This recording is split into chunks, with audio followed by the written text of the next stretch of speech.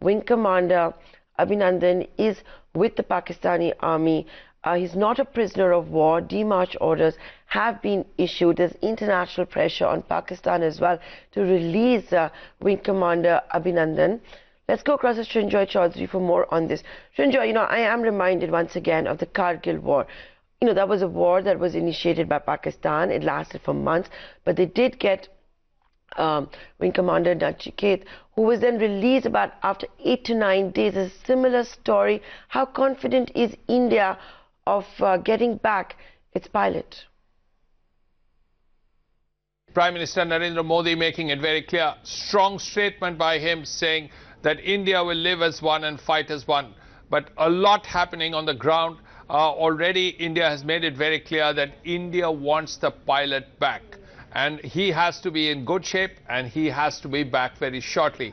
That really is the focus, and there will be important meetings later in the day. Already the CCS is likely to meet this evening. On the other hand, in the United Nations, there is a strong talk about Maulana Masood Azhar efforts to again come up with something against him. Also, India is now reaching out to a lot of countries. The P5 countries have already been spoken with about India's position on terrorism. Importantly, NSA Doval has had a meeting with discussion with Secretary of State Pompeo on the phone late last night. And once again, America has made it very clear that India has a right to defend itself. Okay, let's take this story forward now with Nitin Gokhale. Is of course a well-known national security analyst. Thanks, Nitin Gokhale. This is Nentara Rai in New Delhi. What do you make of the events today? What the Prime Minister has had to say, will not let enemies detract India. India will win, fight, live and grow as one. At the same time, the Prime Minister is talking about development. He's talking about farmers. So, when you put all of this together, what, according to you, was the biggest message that you got from the Prime Minister? I think the message that I get from the Prime Minister is that India has its objective very clear. That it wants Pakistan to dismantle the terror network and the terror infrastructure. They have banned the Jaish-e-Mohammed and also see to it that these people don't operate freely. But the larger objective is not forgetting, and that is economic growth and fast economic growth. Economic growth that benefits everyone. And that's why he says, let's grow together, let's be together. I think that has been very clear from day one, that India's largest strategic objective is not war, is not trying to put down Pakistan or trying to decimate Pakistan, but to see to it that Pakistan-based terror operatives or terrorist outfits do not derail India's story in coming years.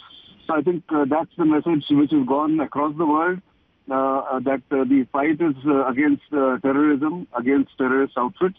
And therefore, I think he's only reiterating what has been now almost for the last 4 or 5 years India's policy, that we must grow at a faster pace economically.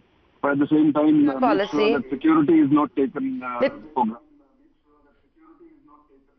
Nitin, that has always been our policy, and in fact today Donald Trump, after speaking after the abrupt end of the Vietnam summit with North Korea, started his press conference talking about India-Pakistan, how there are decades of hostility, and he's very hopeful that there is going to be good news very soon. Made it very clear that the United States is also intervening. The president officially saying the US has been intervening when it comes to India and Pakistan, and the latest skirmishness that you have seen. I think for now, India's biggest priority, at least what we are being told and what we have been hearing, is that it's to get back Wing Commander Abhinandan. Look back at what happened in the Kargil war. We did get back Kamapati Nachiket after about, I think, 8 or 9 days. He was not a prisoner of war. Already you've seen demarch orders being issued for getting back Wing Commander Abhinandan. Would you say that is the biggest priority? But then how do I juxtapose that with the External Affairs Ministry spokesperson saying Pakistan targeted military installations? Pakistan says they were non-military targets, but the India side of the story is that they targeted military installations. So when you look at all of this, you know, it makes it one is still very confused. Are we going to see a retaliation or not? Basically, that's what I'm trying to get at. No, I don't think there's any confusion here.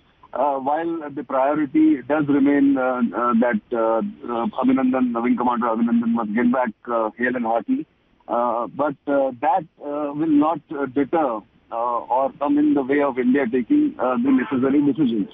So I think yesterday's press statement by MEA was very clear that this is being seen by the MEA as an act of aggression, what happened yesterday in the Nowshera Poonch sector where Pakistani planes tried to intrude.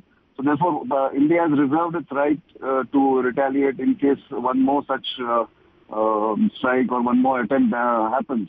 At the same time, India has made it very clear that it is trying to get Jaish-e-Mohammed and the terrorist leader Maulana Masood Azhar banned, and that effort is already on. So I think it's all on a parallel track. Abhinandan, Wing Commander Abhinandan will come back. Pakistan will have no choice but to return him. The timing can be decided, but there is no choice but to return him, with honor and in good health condition. So that is not going to be in the way of any decision making, is my sense going forward. That's obviously going to be a completely different matter altogether, handing over the pilot to India in a healthy condition. Thanks a lot, Nitin, for giving us that update. Okay, let's just go across. Okay, all right. We do have some news. Nitin, hold on. We just have some news coming in at this point of time. It looks like there's been a ceasefire violation by Pakistan, and as per agencies, the Indian Army has retaliated well to that ceasefire being violated by Pakistan. There's also going to be a joint press briefing by the Army and Air Force.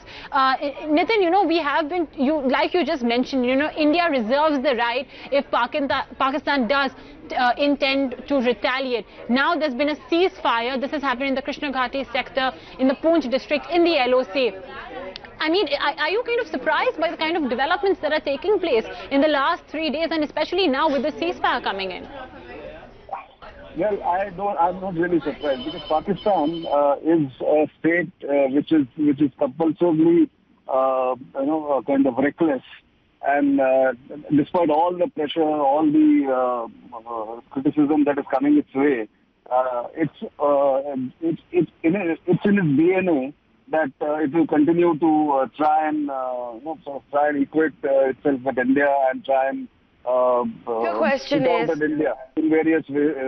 Nitin, therefore, I'm not really. Nitin, I think the bigger question, Nitin, I think the bigger question is that you have seen this ceasefire violation actually take place, according to reports, at 1 p.m. Once again, I'd like to tell the ET Now viewers, there is no confirmation of this from any Indian government agency or any Indian security agency. This is according to reports, a ceasefire violation by Pakistan at 1 p.m. Nitin, I think the bigger question is that you're going to see a joint press conference by the Army Chief and the Air India Force Chief, the Air Force Chief at 5 p.m. A joint press conference at 5 p.m. That's pretty unprecedented when you have skirmishness going on, a joint... I'm not sure whether it's going to be by the chiefs. There is a press conference at 5 p.m., but I do not know whether it is with the chiefs as yet. But there is a confirmation from the PRO of Jammu about the ceasefire violation by Pakistan and in Krishna Ghati sector. At about 1 o'clock, they have initiated unprovoked ceasefire violation by shelling with mortars and firing of small arms along the line of control in Krishna Ghati sector. Indian Army has retaliated strongly and effectively. This is an official statement from the PRO in Jammu, of the Army. So it is, again, as I said, Pakistan is incorrigible in that sense. And therefore, as I said, it is too early to say that it's going to get de-escalated or there's going to be good news, as President Trump is saying. He has not dealt with Pakistan for too long. So therefore, let's keep our fingers crossed before we come to a conclusion about how this crisis is going to unfold or get resolved. All right, Nitin, thanks a lot for joining in. That, of course, is the latest. You just had the news that Pakistan seems to have violated the ceasefire just 1 p.m. Not confirmed news by us, as per agencies at this point of time. All right.